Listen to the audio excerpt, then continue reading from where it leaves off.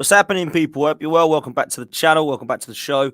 We're going to be talking all things Ivan Toney. We're going to be talking about the Europa League, Conference League, and the relegation. We've got a few people that can't join us tonight. For the time being, it's myself, Dave, and Billy, and we may have a few of the lads jumping on if they can make it. Good to see you both. Hope you're well. If you haven't seen last night's show, please go check it out. Make sure you do and smash a like and subscribe if you're new. Let's start with Billy, seeing as we're going to be talking about relegation. We might as well talk about what's happening elsewhere than that. I can't make my mind up about what's going on at the top of the table or the bottom of the table, but it's become a little bit clearer now, Bill, certainly for Arsenal. But for Aston Villa, it hasn't, mate. Brighton, Villa, and Spurs all seem to be going at it for these last few positions, mate. And it's mad because I speak to a lot of Tottenham fans and none of them want 6th or 7th. They just want to finish 8th. Crazy. Hopefully they do. Brighton, yeah. Brighton and Villa are like, just finish, give us 6th or 7th now then. But it looks to me as if Aston Villa put a big statement out. Well, to be fair, they have done the last few months, but when everyone kind of wrote them off, they went and beat Spurs, which is what they needed to do, man. And I wanted to talk a little bit about your confidence going into the last few games. You've got Liverpool at Anfield, which is going to be tough, and then you've got the big one at Brighton. Where do you think you can get to? Do you think you can nick that Europa League spot? I think we can. Whether we will is obviously a different story. It's just all over the place at the minute. I don't know. Well, stands a chance. To be honest with you, I think it's going to be a close game. I don't think it's going to be as straightforward as a lot of fans, Liverpool fans, probably think. I hope that's the case anyway, and I hope we can put a little bit of a dent in their Champions League hopes. Because if that happens, we're gaining points. So yeah, it's going to be an interesting last couple of games, to be honest with you. I've kind of resigned to the fact that Brighton have got one of those places, whether it be 6th or 7th. I think they've got 6th, to be honest with you. 5th is between, obviously, Liverpool, Newcastle and Man United. And then it's a 7th place shootout between us and Spurs. Spurs have obviously got, on paper, the favourable fixtures. Whether they can get points in those fixtures is down to them. Hopefully, they don't. But I just don't know what to think at the minute because we've got 2 real tough games coming up. Anfield's never easy, although with recent record there has not been horrendous, to be fair. And then Brighton on the last day, I really don't know what to think of Brighton. One week, I think, all right, they're feeling a bit leggy. The next week, fucking hell, they're beating Arsenal. I was absolutely over the moon with that win against Spurs because it was a real statement after a couple of bad results. It was, all right, it's not over just yet. And then on Sunday, for Arsenal to lose like to Brighton, it was, oh, God, it put a little bit of a dampener on the weekend. But hey-ho, we move. Unai Emery's at the wheel. I don't want to say that because it always comes back and haunts you, doesn't it? But he's got the keys to the castle, let's say. And as long as he's at the club, I've got to feel positive. It's such a strange kind of change in mentality at the minute with us Villa fans because we've gone through so much rubbish of recent years. You know, we're used to thinking that everything's kind of going against us and look at the timing of things happening. And we've got this third kick curse, and all of a sudden it's the away kick curse, and Unai Emery's gradually got along debunking all of these things. So I've just got to stay positive. You know, we've got a big summer ahead, with or without Matteo Alemany, and yeah, it's just a funny one at the minute, man. It's just a funny one. I don't know what to think. Two big games, man. Two big games that I actually Massive games. don't put Villa doing very well against, just because I think Liverpool flying, It's man. understandable. Flying. Both of the And teams are. yeah, and Brighton, I just don't see them crumbling. They have got Man City, which will be a tough game for Brighton's. That's probably one you expected them to lose. And then they've got who Brighton got? They got Newcastle. Newcastle tomorrow night. Newcastle, yeah. And then obviously they've got you. So I think that last game of the season, it could be mad, couldn't it? Could be absolutely massive. Yeah, it really could. And I just hope both sets of fans coming out of the ground are singing about playing European football next season, whichever competition it's in. Yeah, That's that's the dream for both sets of fans, I think. Really, obviously Spurs fans as well are hoping that that's the case by the sounds of things as well. Well, I think Spurs fans I think they would take Europa League, but they don't want that Conference League. Especially after all the shit they've been giving West Ham. Precisely. When they're giving West Ham all that crap, they can't really waltz into it and then get dumped out of it himself. But I must admit, like for me, if I was a Tottenham fan, I'd probably just want a year out and just go one game a week and try and rebuild that shocking football club. They could probably do without the distraction. But Villa and Brighton, they just want to get an opportunity to go to some European away games. And you don't know when this opportunity is going to come up again for both clubs. I'd like to think that Villa are going to be on the up with Unai Emery, and we're looking very ambitious as well in the transfer window. So I would like to think that we would now push on and try and get Europa League, maybe even get in the Champions League. You know, who knows under Unai Emery, we could win the Europa League and end up being there because of that anyway. So I'd like to think that that's the way that Villa are going, but you just don't know, do you? So you don't know when this opportunity is going to come up again, and I just want to go to Cyprus in the middle of February or something. Yeah, man. Let's snap your hands off for it.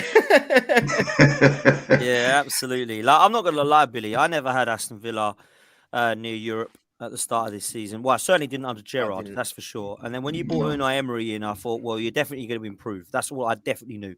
But it wasn't long ago you were sitting in 13th, 12th, 11th thinking, you know, we're on the beach. There's not much for us to play for. All of a sudden, you know, that you can now get European football, European Conference League. And even if you come 8th, I mean, wow, you never would have thought that when you were sitting in 13th. So you're going to have a good season, whatever, Bill. You've got really nothing to lose. You know what I mean? All I wanted at the beginning of the season, and all I've wanted all season, was that top half finish. I've said it time and time again. I just want to see 10th Aston Villa, and we've got that. It's mathematically impossible for us to finish in the bottom half now. So whatever happens from now until the end of the season, whether we lose these last two games, so be it.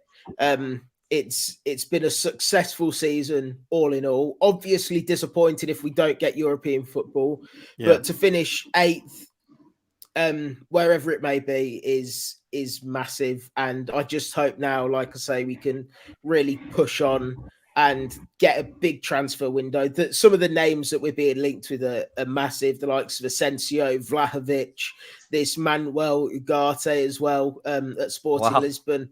Yeah, these are big names that we're being linked with. So hopefully a couple of them can come through and not just be rumours.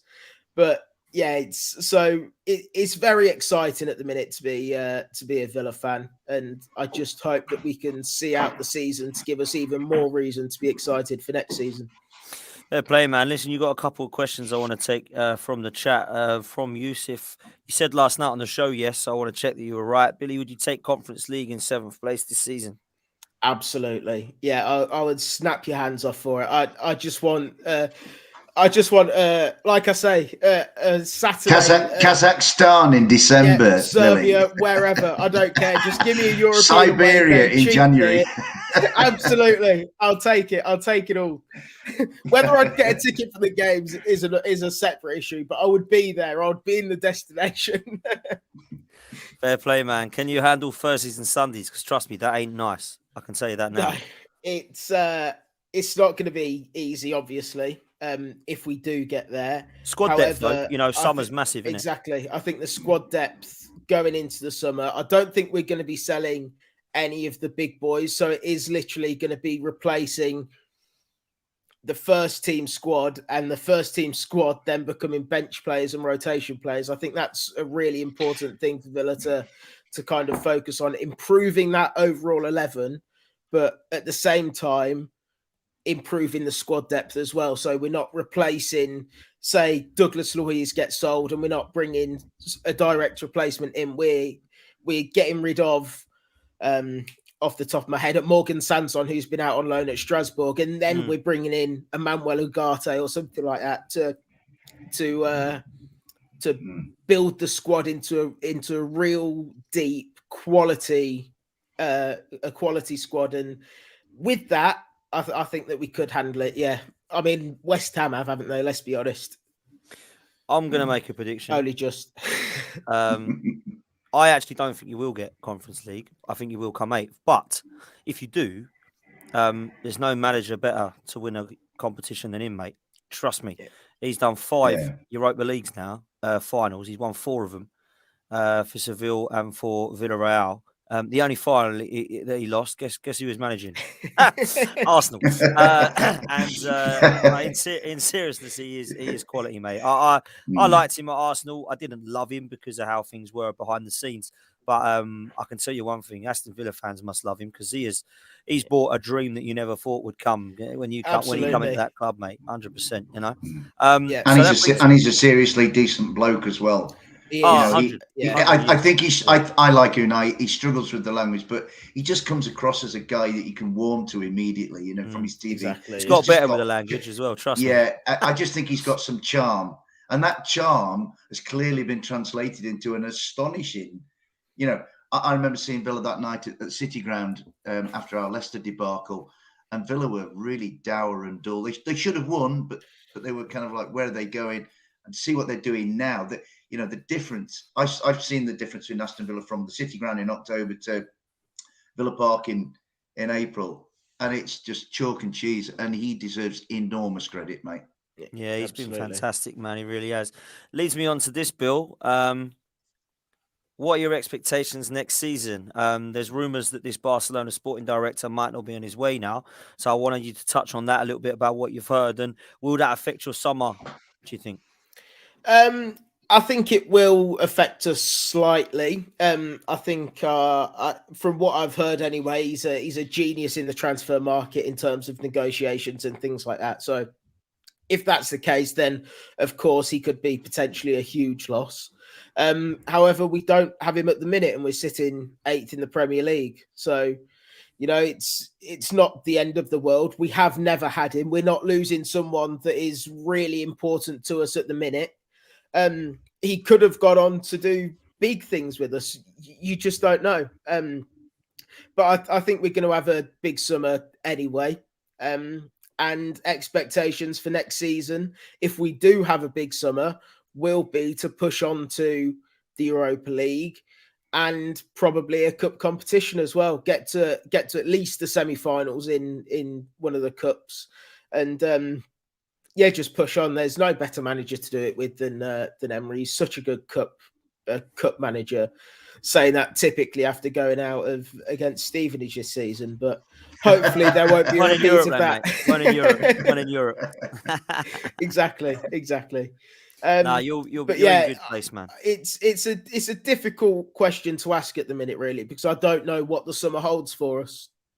I can only go off what we're being linked with, and they're big names. So you're far more attractive prospect now, Billy, than you were in October. Yes. Oh, absolutely. In October, you were like, with no disrespect, you were like a battered old English seaside town. Now you're a Costa del Sol or, you know, Saint-Tropez or Cannes or something like that. Aston Villa now looks like a shiny bauble, whereas before it was a bit of a dull pebble, wasn't it? You know what I mean? So I think players of that standard, where they wouldn't have looked at Aston Villa in October, will now take a closer look. So I think if I was a Villa fan, I'd be absolutely over the moon at what they've done. And we are, October. Yeah. And just getting back to that mentality change again, you know, I've never seen, personally in my lifetime anyway, I've never seen Villa fans be so united about a manager. You know, what he's come in and done, and immediately set the focus on the fans, immediately set the focus on wanting a family feel around the football club with the players, with the fans. You know, he goes on about the connection when we're on the pitch, when we're playing at Villa Park, when we're playing away, the connection with the away fans. Everyone's just got so much confidence and belief in Unai Emery. And that's why I'm not really too fussed about this Ali Man thing, because we've got Unai Emery, and as long as we've got Unai Emery, I'm gonna be happy. So yeah. Do you feel like, Billy, this is the most excited you've been with the surroundings since, like, that year? Was it Martin O'Neill where you were like flirting with Champions League? Has it Ron Saunders? Yeah. Tony Barton. Yeah, absolutely. Particularly in my lifetime, it's just such an exciting prospect at the minute, and not just Aston Villa as well, but V Sports, the owners, and their company V Sports with Vitória FC as well in Portugal. You know, we're looking at trying to get the Las Vegas Villains to become a thing, to be the 24th, I believe, MLS club. It's just the whole V Sports group, Aston Villa group, is just such a positive thing at the minute, and I just hope that results can back it on the pitch as well. Fair play, man. Fair play. I happen to think you'll have a very good summer and a very good season next season under Unai Emery. I think what Aston Villa need is quite clear. I think you've got a good few players, but I think that 11 not only needs some squad depth, but I think what you need to do is put some first team players, and then that first team players then becomes the squad depth. For example, if you want to go and get another centre half or another defensive midfielder or another attacking midfielder, your current centre half, defensive midfielder, or attacking midfielder, and then sits on that bench. It's just that added bit of class and that added bit of bottle that we currently lack. You know, I'm a massive fan of Emi Buendia. He's been fantastic for us this season, particularly since Emery came in.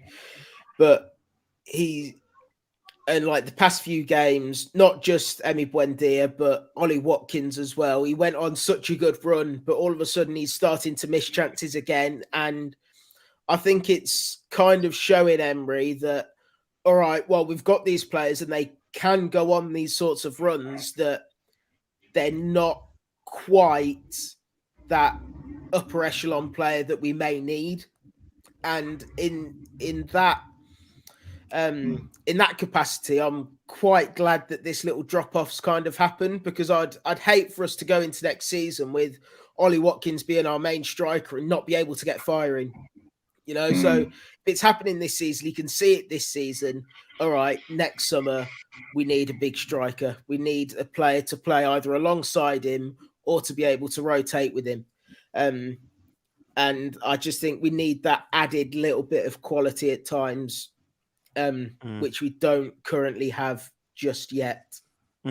Yeah, I think a striker alongside Ollie Watkins, I've always thought would be a good option. Somebody with a profile that can do some flick-ons and link-up play with him, I think is what he needs. But he's a strange one, Ollie Watkins. I look at him, and a lot of my Arsenal fan mates are saying, "Go and get him. He's a gooner. We need another centre forward other than Jesus." But I'd sometimes look at what you've just said, Billy, and think, "Where's he gone again now? Well, I haven't seen him for a few weeks again now. You know, he's either brilliant or you don't see him." And there's no really consistency. And maybe that's a bit harsh, but I just think that, you know, he's 5 games, he looks brilliant. Then he has 5 games, you don't really see him. Then he pops up again with a couple. Then he goes away again. There's no this real... is the thing. I love Ollie Watkins. I think he's brilliant. He's a really nice lad. He's a proper good footballer as well when he's on it and when he's taking his chances.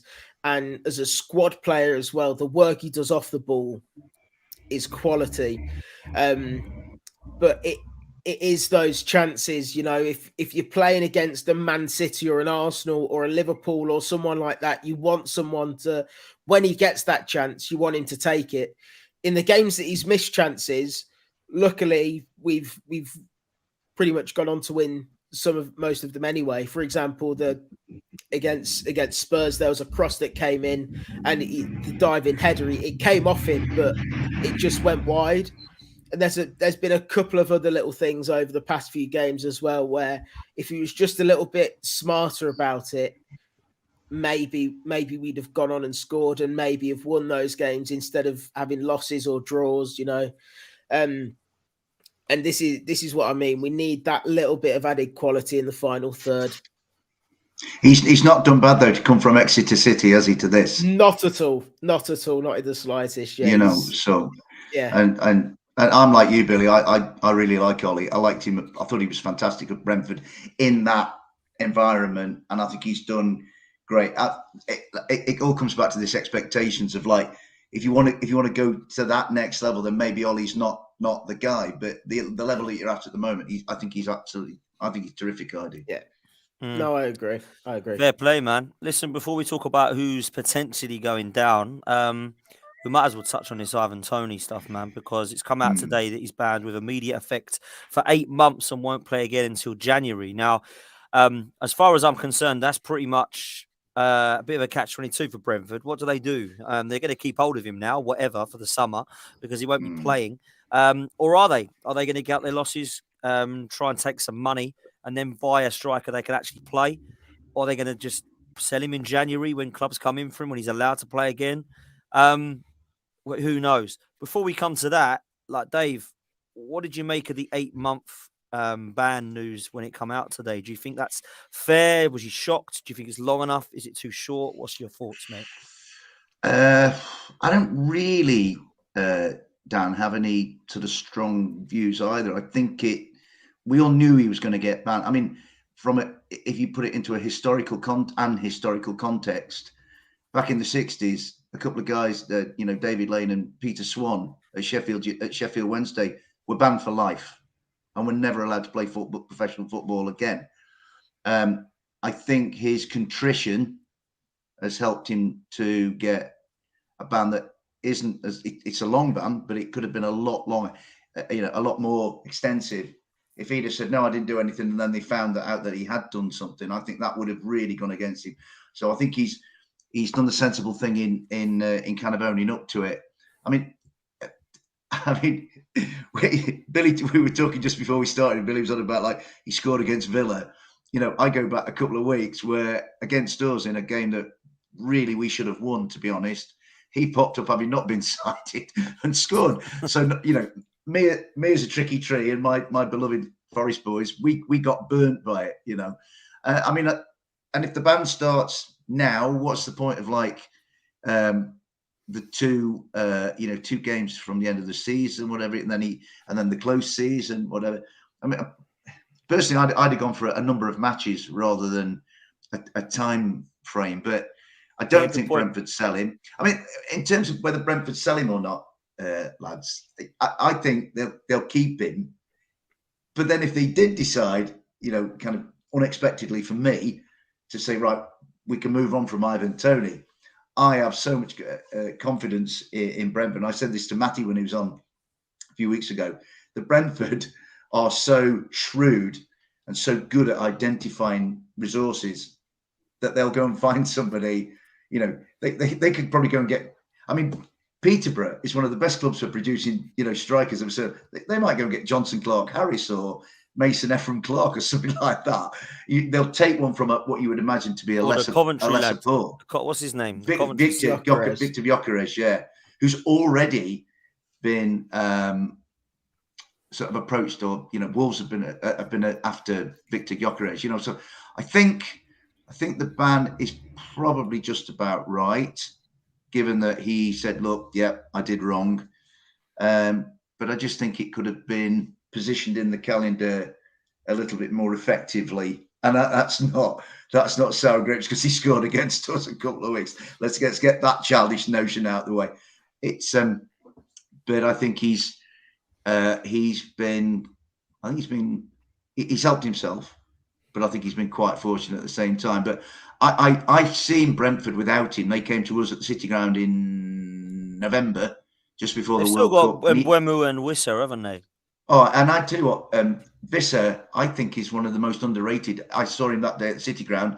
He got a penalty which was a little bit dodgy, but he scored a lovely goal. He scored at the weekend when Ivan was sat in the stand. So Brentford have got a lovely sense of organisation and pragmatism about what they do. And I think that whether it's Frank or the excellent people behind the scenes, they'll deal with it. I mean, the thing is, because it wasn't, instituted straight away, they've had time. They've probably been preparing. They've probably got a whiteboard with, what if scenarios on it. And I think that Brentford Football Club, as they've proved in the last few years, that, getting to the top of the Championship and they're getting into the Premier League, they'll have all the angles covered, I think. This is really interesting, Billy. Big up Mark. Says Toney isn't allowed to take part in any training with the club for the first 5 months of the ban. So he's going to be incredibly unfit when he does come back. To be fair, he has got a few I didn't months know that. there. Yeah, I didn't know that. That's really interesting about in terms of him leaving and going somewhere. I mean, if this was your player, let's say I don't know who your best player is. Let's say it's Kamara, Ollie Watkins. Let's pick one of them. If it's happened there, what do you want to do as a Villa fan? Do you want to sell him and just cut your losses and say, do you know what, let's go and just replace him and then start with 25 men? Or do you say, let's just make do with who we've got at the moment and wait to January for him to come back and then we go again? What would you like to see happen, Bill? For the importance of someone like Toney, I'd probably have to go back to when we had Grealish. And to be honest with you, I'd probably have just wanted to keep him. Just keep him, because halfway through the season that he's still going to be there and still going to be available. Maybe if things aren't going to plan, all right, he might not be fit, might take him a little bit of time to come up to speed, but you don't lose your whole footballing ability if you don't play for 5 months. You look at these players that come back from ACL injuries after 9 months out, they're still top quality players. And they've not been training. He's going to be able to do some gym work and stuff like that. Maybe not in the training ground, but he's still going to be out there playing in.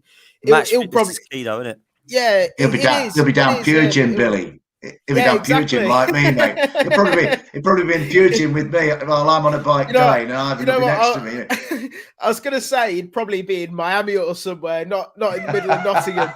He'd probably go away, get a bit of sun. Yeah, he probably will. The thing is, though, I agree with you, Billy. I think where it's a slightly different thing with Ivan is that he's so talismanic for Brentford Football Club. I think if he was, without any disrespect to like a Damsgaard or a Janelt or a Visser or a Baptiste, Ben Mee, somebody like that, it wouldn't. It's almost like Toney is the face of Brentford. If you say to somebody, name a Brentford footballer, Ivan Toney is the first name that crops up. And I think, if I was a Brentford fan, I'd want to keep him. I would say, okay, fair's fair. You've served your time. Forgiven, not forgotten, but forgiven. We move on. That's what I would do. And I agree with you, Billy. Absolutely. Fair play, man. Yeah. Fair play. It's an interesting one for me to see what happens. I honestly, it sounds mad me saying this. I'd still take him. I'd still sign him at Arsenal. He's the one that I want. Yeah. He's absolute class. He's got an all-round style to his game. He can hold up. He can hit head.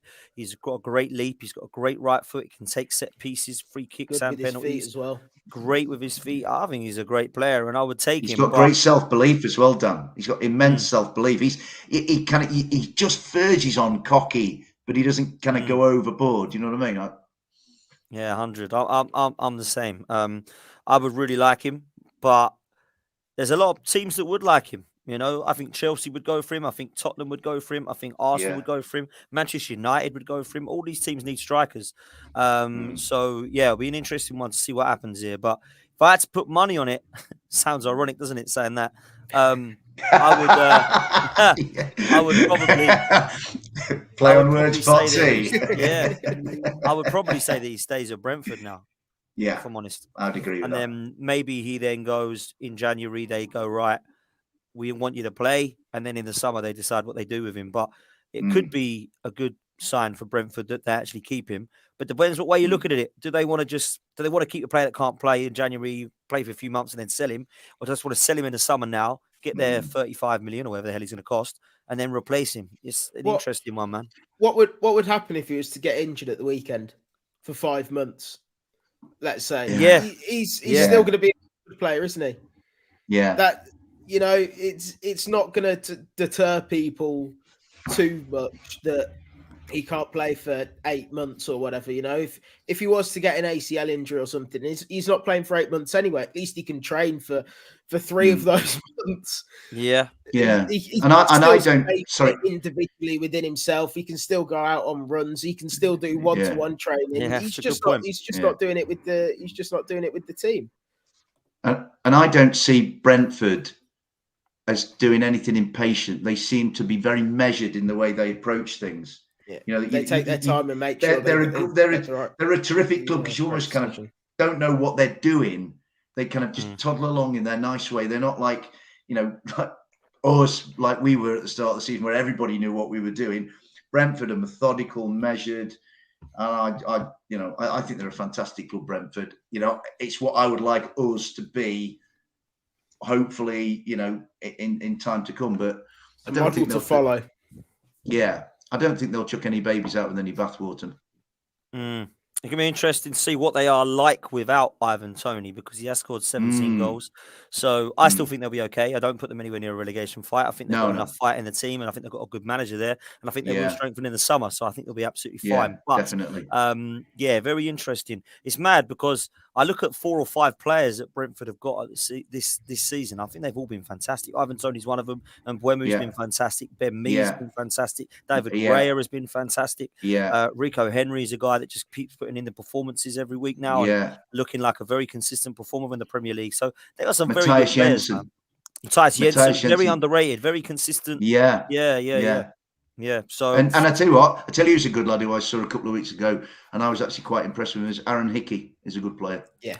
Do you know what? Aaron Hickey were linked with him for a long time. Yeah, we were linked with him for a long time because of the left back situation.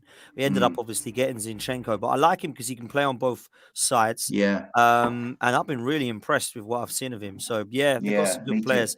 A lot of people saying Balogun straight swap for Toney. I mean, potentially. I don't know if that could happen, but Brentford might be tempted by that, getting a player that's just scored a lot of goals over in France. All I will say is we need to give Balogun a season in England, man. We can't get overhyped. Like Pepe scored 20 goals in France. Let's remember that. So let's just calm it down a bit. Dan, is that the Balogun that was on loan at Middlesbrough last year? Yes. Yeah. So the thing is, mate, he didn't really uproot any trees in the Championship. He did not at all. He did not at all. And sometimes, it works in leagues. Sometimes it doesn't. That's why I want to see him in the Premier League. So I would much rather people say sell him and get money. That's fine. If we have to do that, we have to do that. Same as Charlie Patino. If we have to get money, and that's sometimes what happens, right? But when I look at it, I would love to see Balogun on loan at Wolves for a year, or Balogun on loan at Palace for a year, or even Brighton, or Villa, or Forest, any of them. Because for me, I just feel there is talent there. I think it's clear. Yeah. He's absolutely killed all records in the unders. He's done really well over in France. I'd like to see it in the Premier League because a lot of people are getting very excited because of what Saliba did in France. I think this is a very different story, if I'm honest, because Saliba came over from France at 18 and City and Etienne and looked amazing. He went back on loan at Nice. He went on loan at Marseille, got Player of the Year, won ridiculous individual awards, and he's come to Arsenal and had an unbelievable season. So I don't know that Balogun will do that. I hope he does. It's good for us, but I just can't see it. And I think he could potentially be going. But if Brentford want him, that could be an opportunity for us to do something with Toney. But I just think he'll stay there now. I really do. Yeah. Agree. Let's move to the relegation fight. I was hoping to get a couple of the other lads on, but they're just so busy. Bless them. I'll cover it. I'll cover it, Dan. Don't you worry. Cover it, mate. You have to cover it. It's funny because Yusuf has said this earlier, which I started. Forest are pretty much safe, I'd say.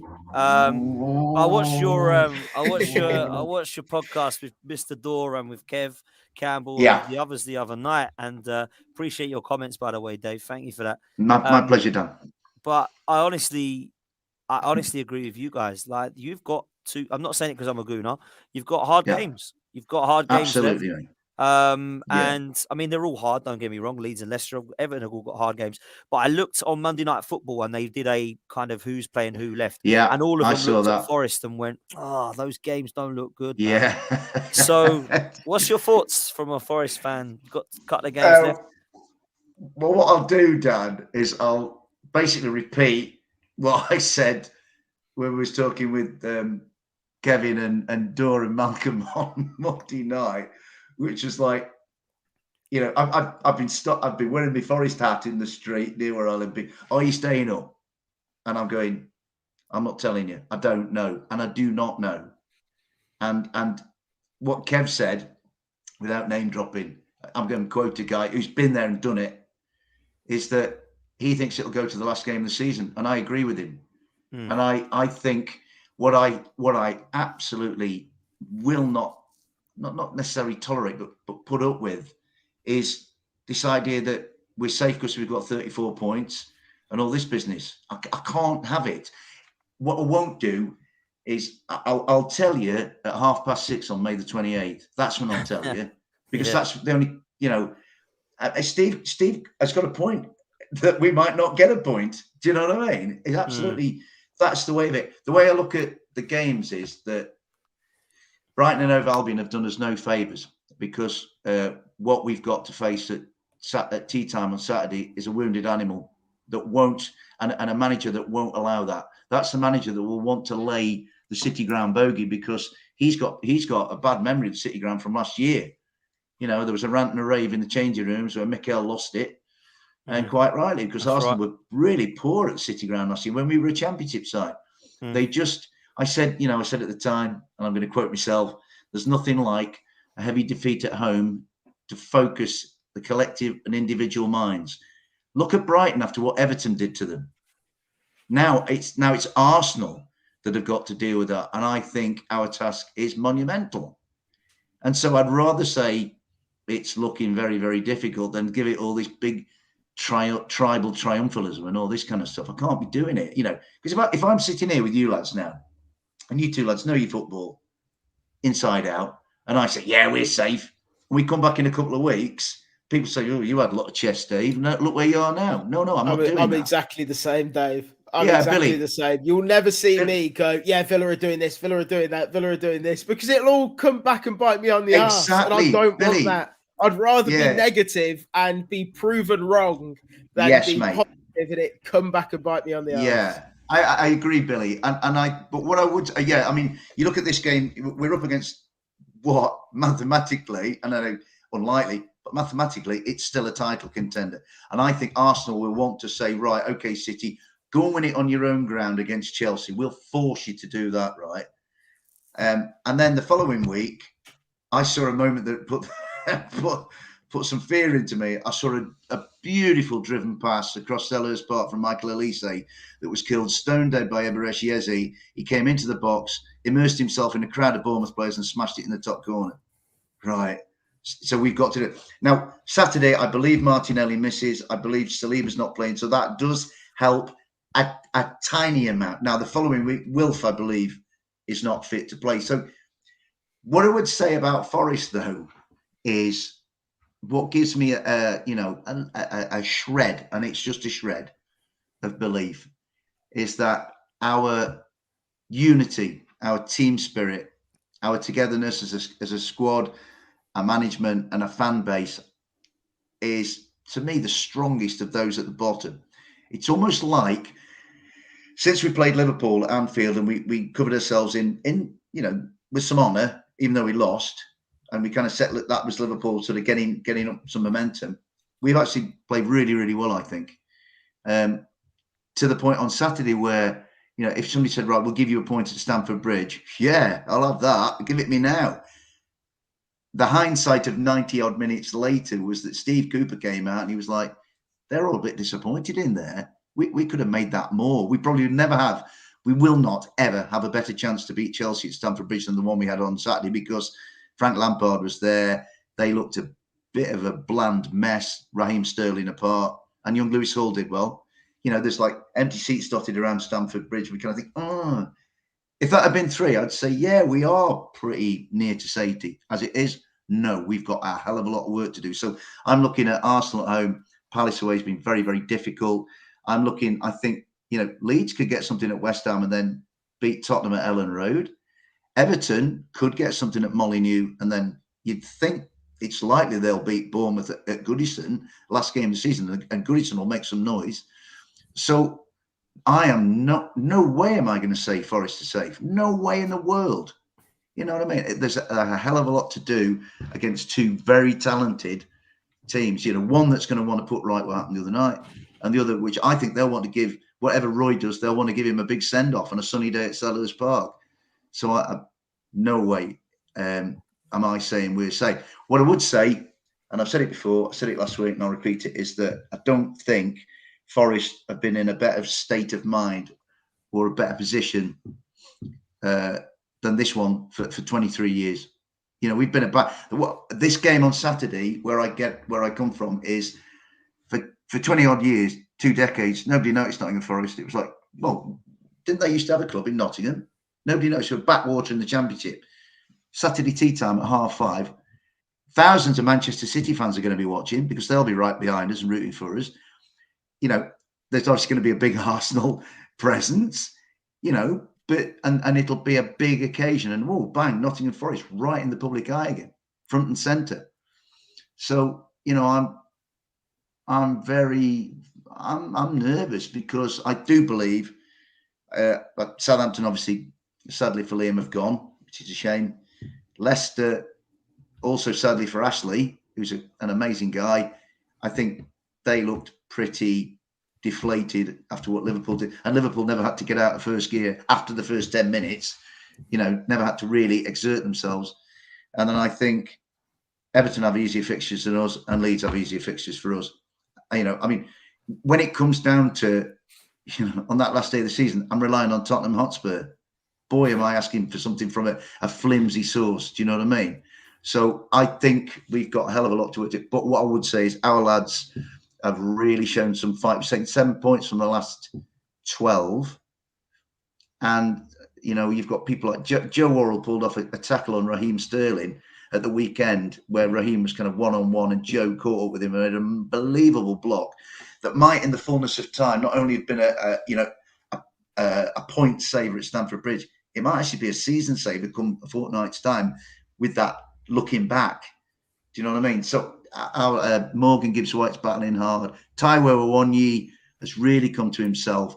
I think the only sadness I've got is that this settling down from the early days of the season with 30 players, 30 strangers. It just feels this last 3 weeks since Anfield, there's been a settling down. I think Forest are now really close to what we all think, and Steve thinks, is the best 11. I just wish it had happened, say, from, I don't know, the end of February rather than the end of April. Do you know what I mean? So it's I don't think it's a cut and dry, we're not staying up or we are staying up. I just think there's different facets to it, different dimensions. Forest spirit. I think if you're looking at karma, right, Leeds changed their manager 3 times. Southampton changed their manager 3 times. Everton have had a change. Leicester have had a change. We haven't had a change. And I'd like to think that Forest's patience with Steve and their loyalty to him. Yeah, absolutely, Dan. You've said it, mate. In fact, all the boys have been really kind on here and saying it. We stuck with our man, and you kind of think to yourself, wouldn't it be nice if he as an individual and thereby our great club get that reward? There's a kind of a moral, a justice aspect to it. But you know what? That's just talk. Get something from Arsenal. If we win on Saturday night and we beat Arsenal, then it's obviously not going to be great for Dan, because he's going to be travelling up to Nottingham and he's going to travel all the way back. And the poor lad he'll be ringing his mum saying, "Oh, I've had a horrible day in Nottingham. That bloody Dave Asprey and his lot ruined my time." You know what I mean? And be like that. He'll be ringing my good friend Honor and saying, "Oh, get the brew on, mum. I'm fed up." You know what I mean? So, but obviously then I'll have all these Manchester City people saying, "Thanks, Dave, for a big help." But it's going to be very, very difficult. And I think if it's a mini season of 2 games and Forest get something from these 2 games, then I think, they've earned the right to stay up. but they've got lots of work to do. And that idea, I like to think, is what Steve Cooper, Alan Tate, Andy Reid, and the staff are saying to the lads, and the likes of Joe Worrell will be saying it, and Ryan Yates will be saying it, and you can sense. I watched an interview with Morgan Gibbs-White with Tubes last week. Yeah. I don't know if you boys saw it, and Tubes asked him. Once he'd asked about Steve Cooper if he ever loses his temper, and he did after Brentford, and you could understand why at Brentford, because that was a game he should have got something from.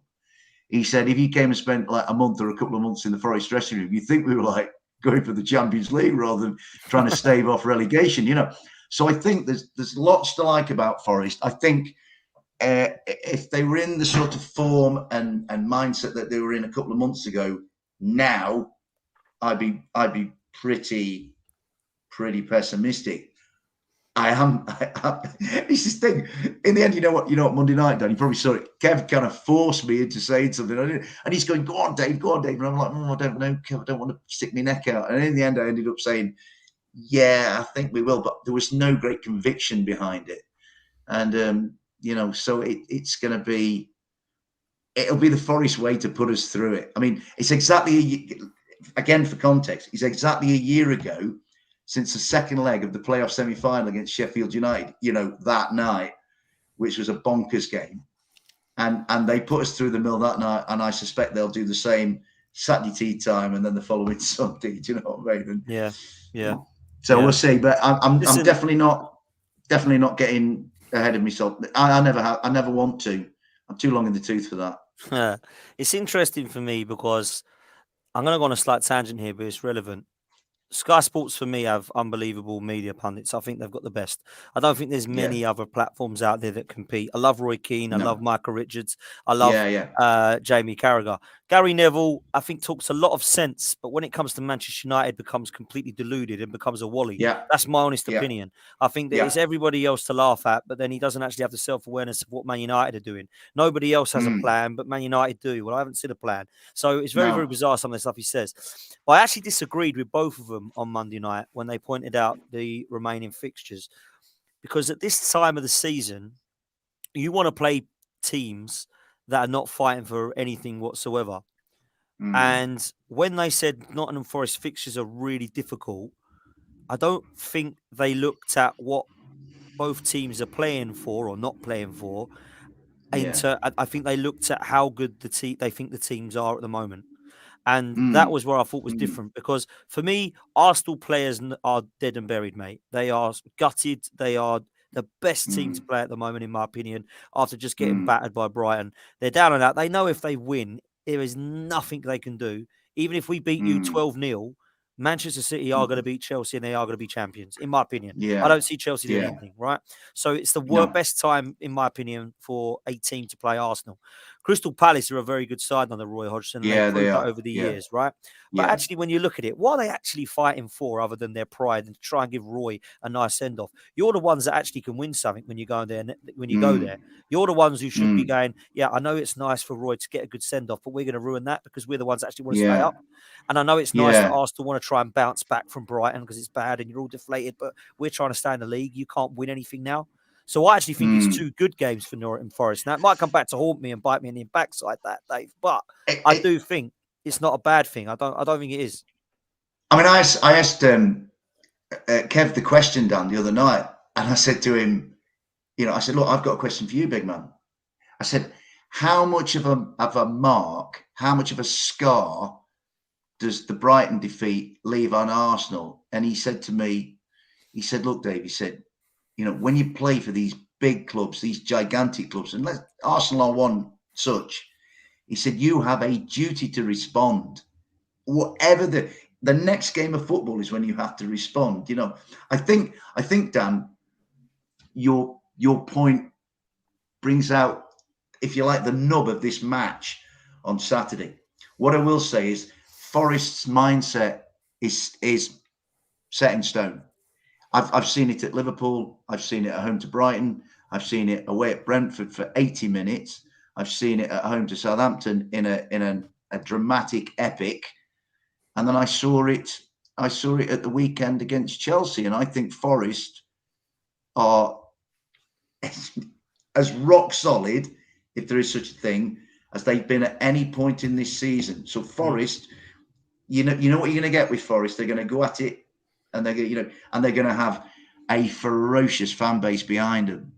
And I think while we're 16th in the division, and I'm going to sound partisan, forgive me, I'm going to sound tribal.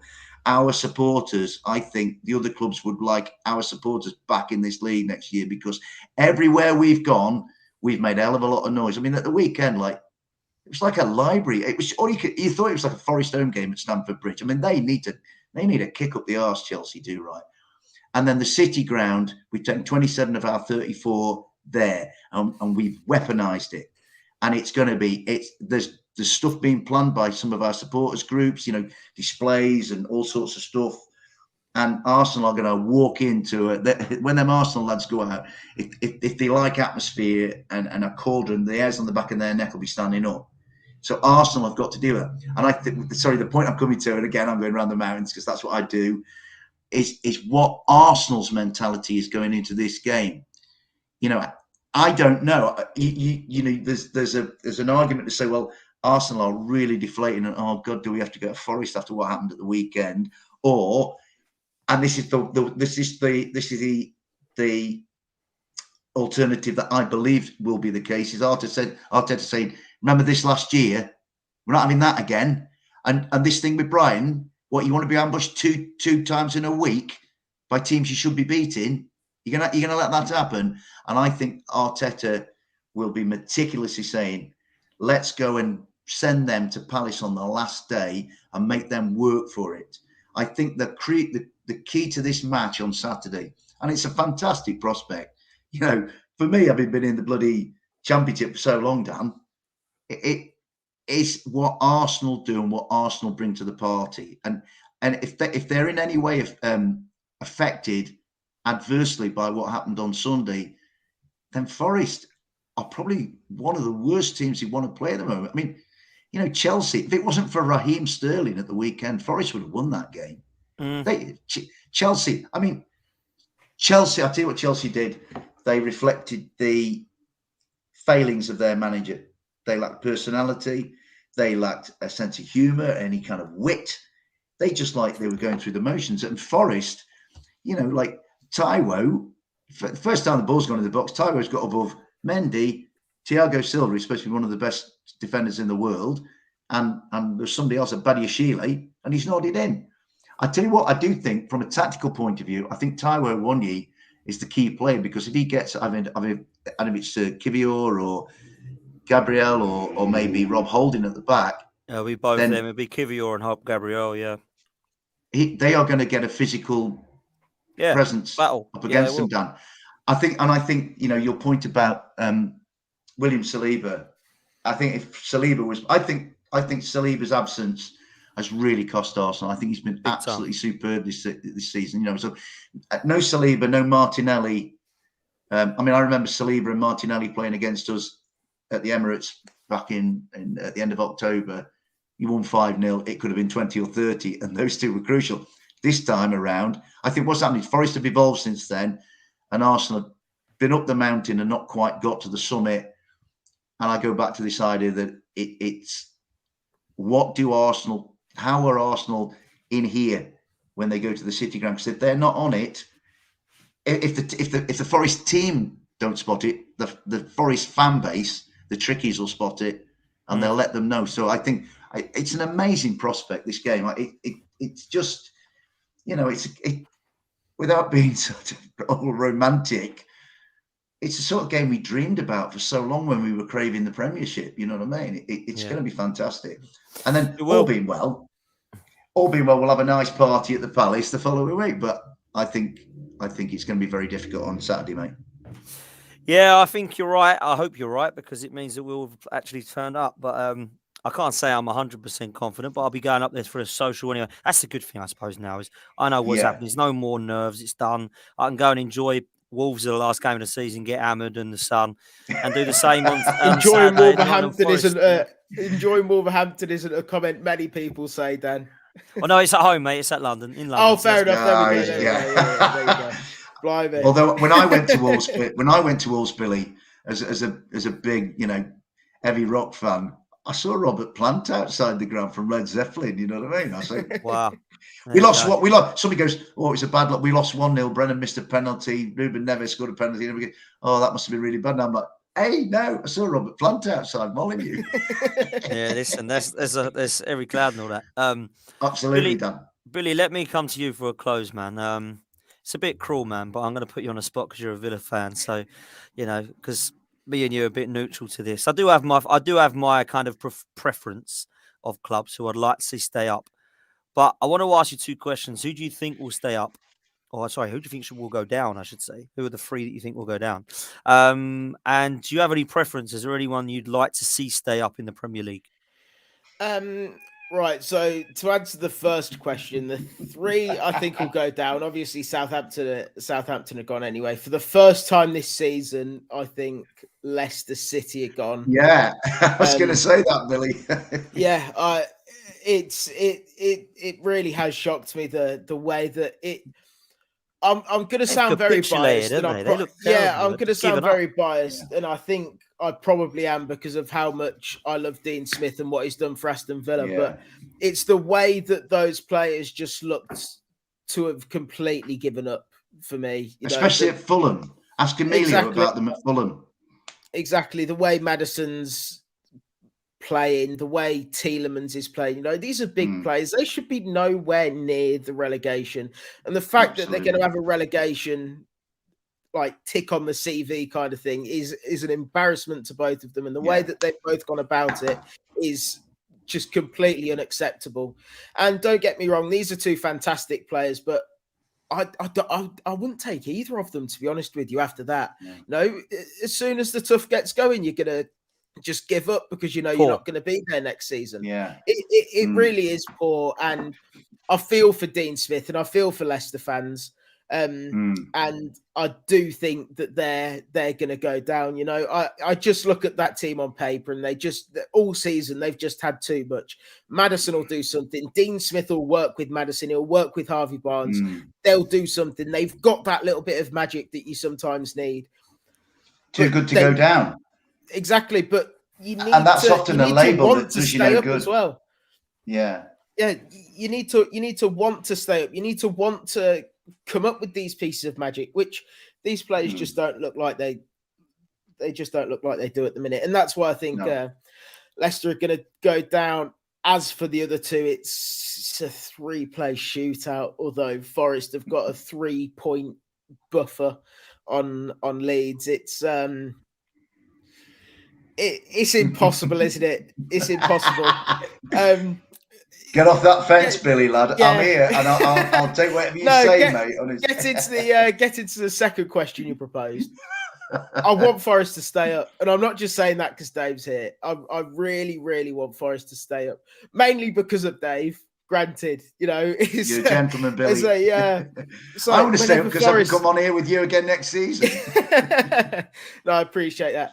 But whenever Forest are playing like past few weeks and they've been on the telly and Forest scoring, get in there. And my dad's why do you want Forest to stay up so much? I'm like, there's this bloke, Dave, that I do a podcast with every week. He's brilliant. I can't see Forest go down. So no, I'd obviously love Forest to stay up.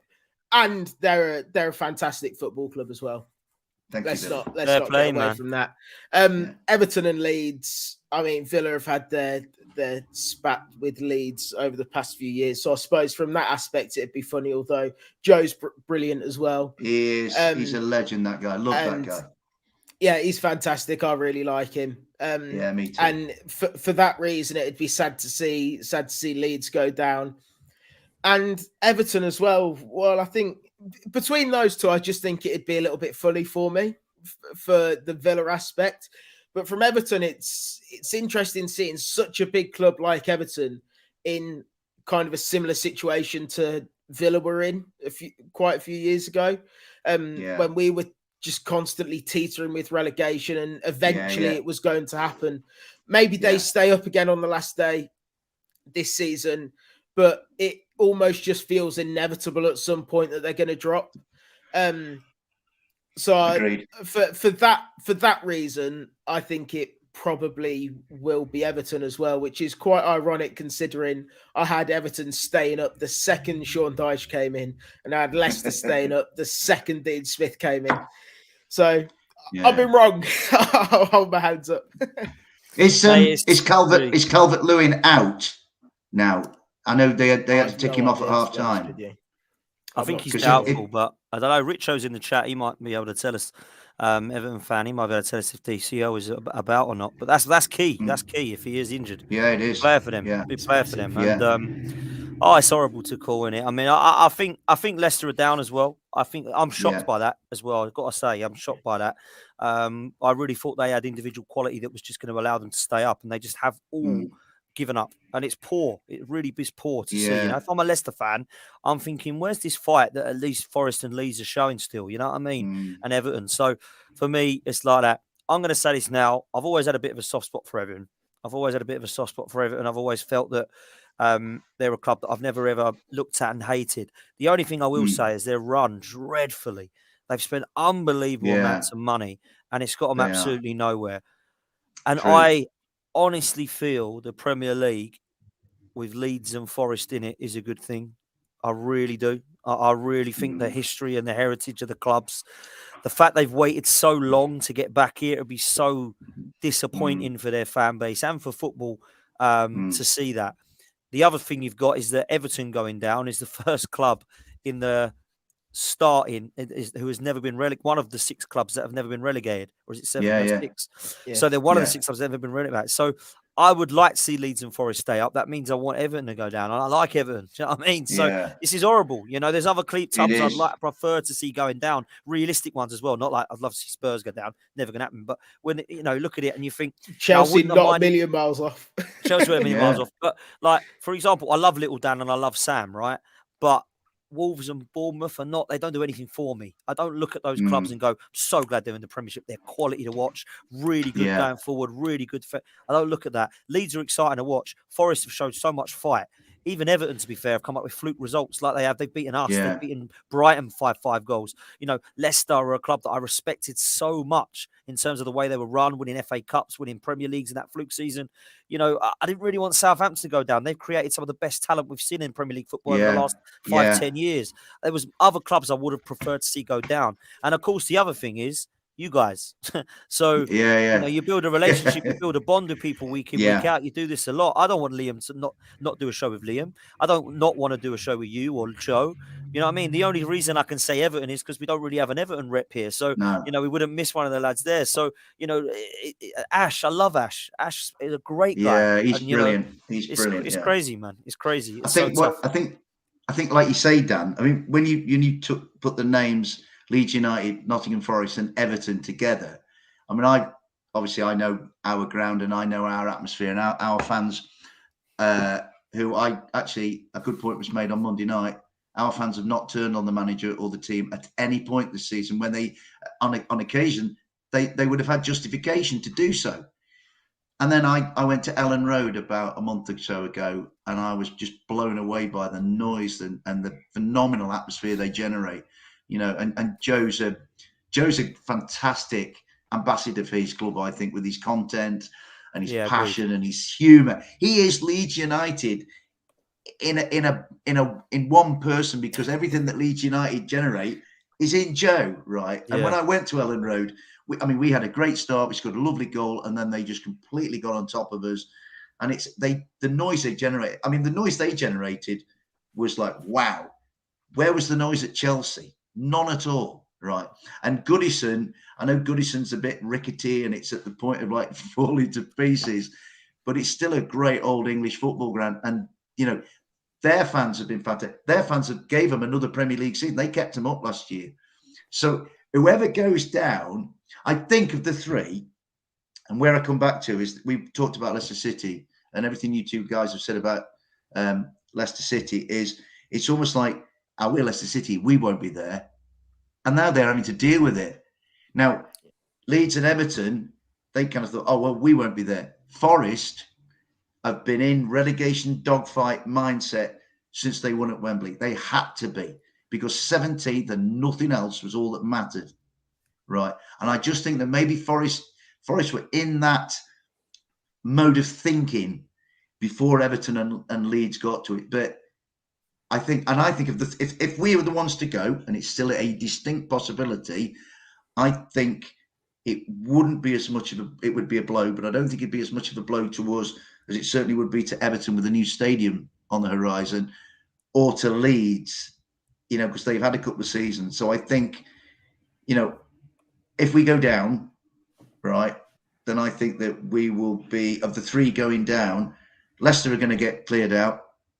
Southampton are going to get cleared out as well, and we'll have to kind of go back to their academy, which, as you say, Dan, has proved time and time again to be one of the best in the country, if not the world. And I think Forest, if they go down, there'd be maybe one or two cherry-picked, but the skeleton of a decent side that would be very strong in the Championship would be there. Now, if we stay up, then obviously the other side of the coin is then there's a platform upon which to build, and then hopefully next year, if we stay up, if we stay up, then we can do maybe like Brentford have done, and like Brighton have done, and like Villa have done. They're the three I think. I'm Villa in particular, because Villa survived by the skin of the teeth at West Ham on the last day, or was it 2 or 3 seasons ago? And now look at Aston Villa. And I because I project ahead because my mind runs riot, I'm thinking of like 12th man debate in 3 years where Potsy goes, Dave, talk to me. You're on the brink of Europe. And I'm going like, Potsy, I can't believe it. You know what I mean? So we'll both be on the Race to Europe show, mate. Yeah. And there'll be what it will be, Billy. There'll be Potsy, there'll be me, Tobes, you, Emilio. There'll be whoever else will be, like Pete, Dan probably. from Manchester United, Lewis from Chelsea, Errol, all the boys. And then we'll be going, oh, what's happening on the other show? And then we'll turn on, then there'll be Lawless and Tia, all the boys on this other show. Just going at it, just swinging.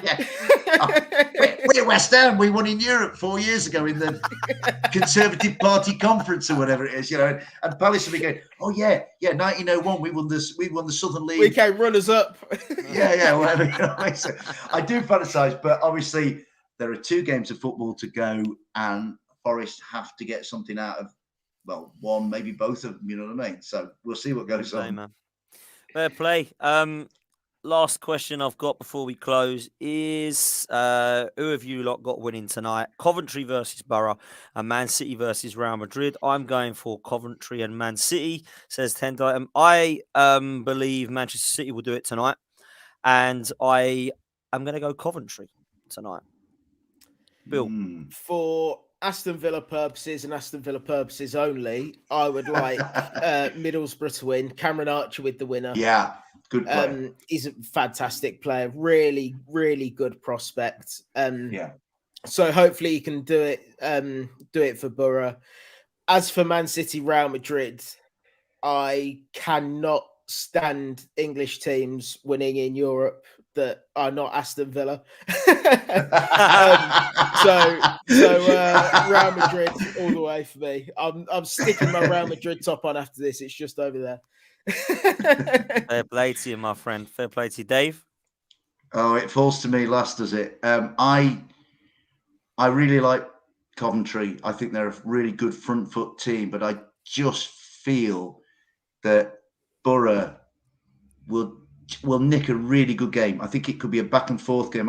Cameron Archer is fantastic. Chuba Akpom has come from nowhere to be a good player. I don't know if Jacob Ramsey's fit to play. I've really liked him. There's a lovely lad they've got in their team called, I think his name's Hayden Hackney or something. Looks a really good prospect that Michael Carrick has brought through.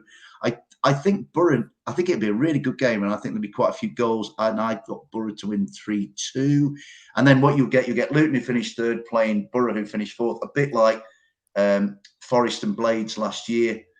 The other game, I really want Manchester City to win. I want Manchester City to win to really validate all the stuff that we talk about on our shows about the Premier League. To really prove that it is the best league. And Real Madrid are serial winners of that. And I just think I want City to bury them.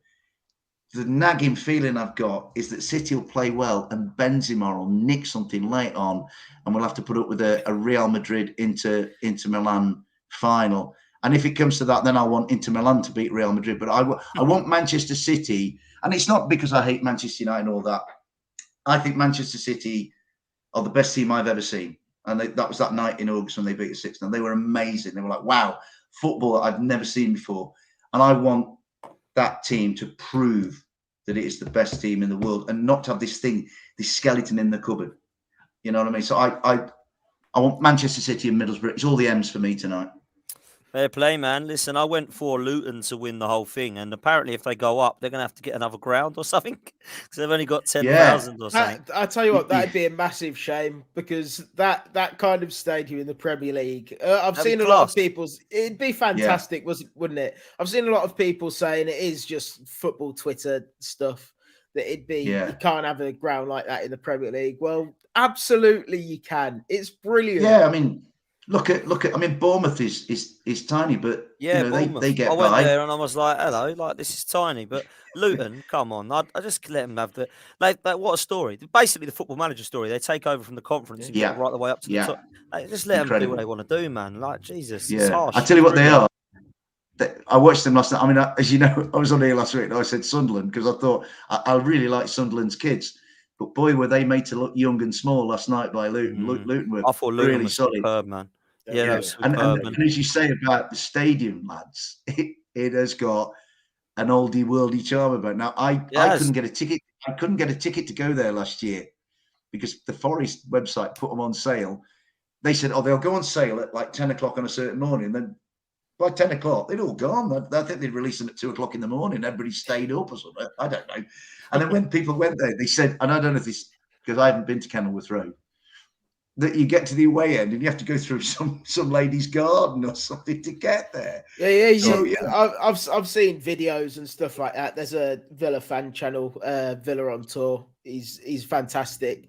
When we was down in the Championship, just the steps up to the away end. Yeah, you're peering in people's back gardens and that. It's just fantastic. It's just that's what I mean. Proper old school Man. football. It should 100%. It should stay like that. Yeah, it should. Stay. And as you say, Dan, from non-league to this. I mean, my old man went to Burton Albion. I think 3 or 4 seasons ago. He he's knocking on a bit, but he was taken by a guy, a friend of his, went to Burton Albion. My dad was in the posh lounge. And it was the last game of the season at the Pirelli, and it was Luton Town. And I think it was the year they got promoted from League One.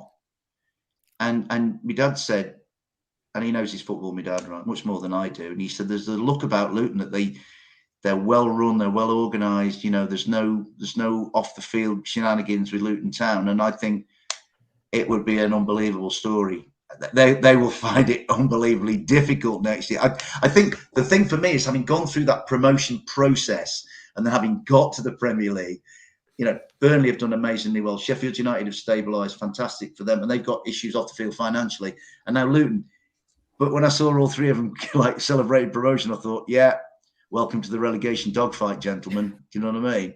Because that's I must say, reality. Luton are the ones I wanted and the ones I went for. I don't want Middlesbrough. Yeah. I don't want to bloody travel up there. That's too long. I don't want to go up there, man. Jesus. Look, Forest and Coventry and all that, that's fine. But Luton's fine. But I didn't want Sunderland and I didn't want Middlesbrough. So hopefully Middlesbrough go out tonight.